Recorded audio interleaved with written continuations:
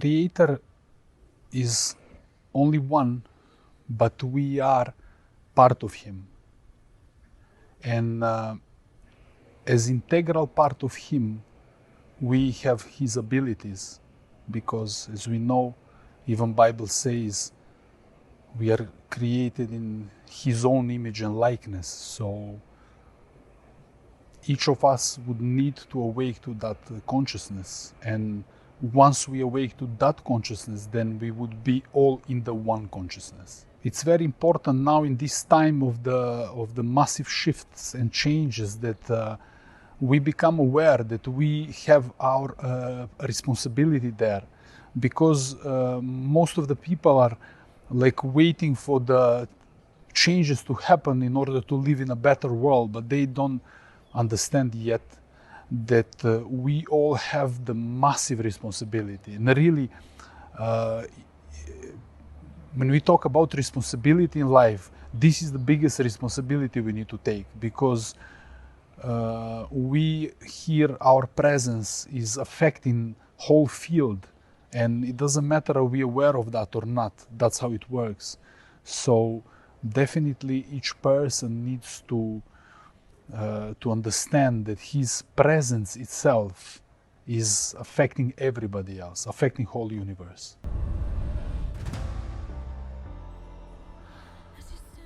To be a creator, it means that you cannot do this out of the mind.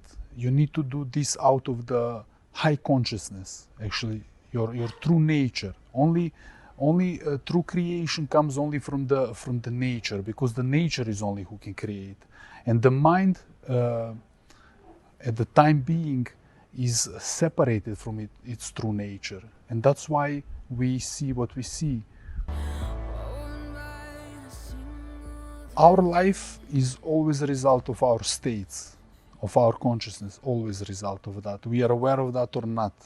95 to 98% of our life is coming from a subconscious mind, because we don't know what's there. We only 2 to 5% it's a conscious creation. But if 95 is subconscious, that means even this conscious is very affected by that. So the results are, it looks like we are not even creating it. It looks like we are conditioned by everything around us, by the place where we are born, the family we grow, and the culture or the country we live in. So definitely we need to involve in some kind of the spiritual practice where we are going to be able to get beyond mind.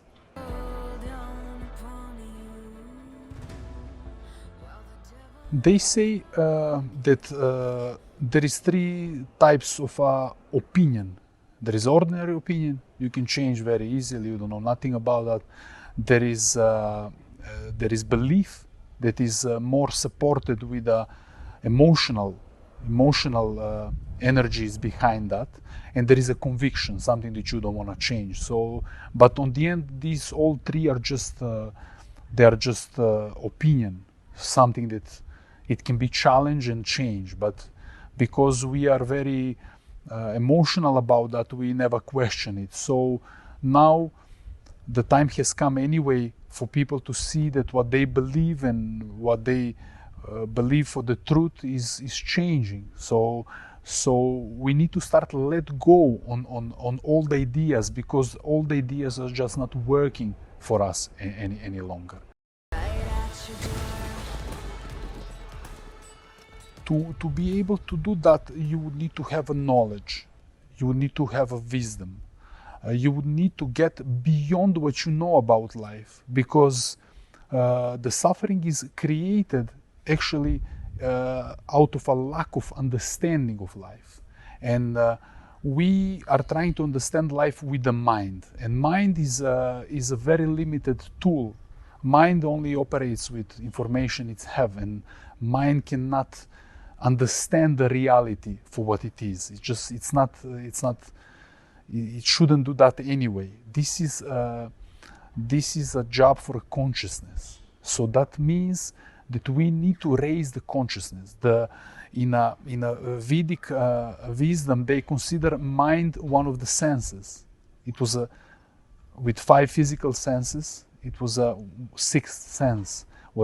And it was just used for the coordinating into physical world. It was not used and abused like it's happening today. It was used just as a tool to work on ideas that consciousness have about life.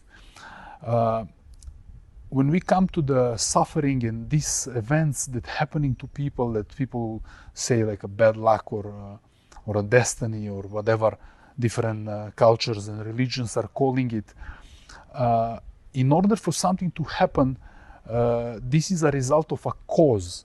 So in order to understand why this is happening, because in a field where it's all together, all is bound together, everything is working simultaneously and everything is synchronized with each other. Now even quantum physics, they have proofs that there is no separation between us here.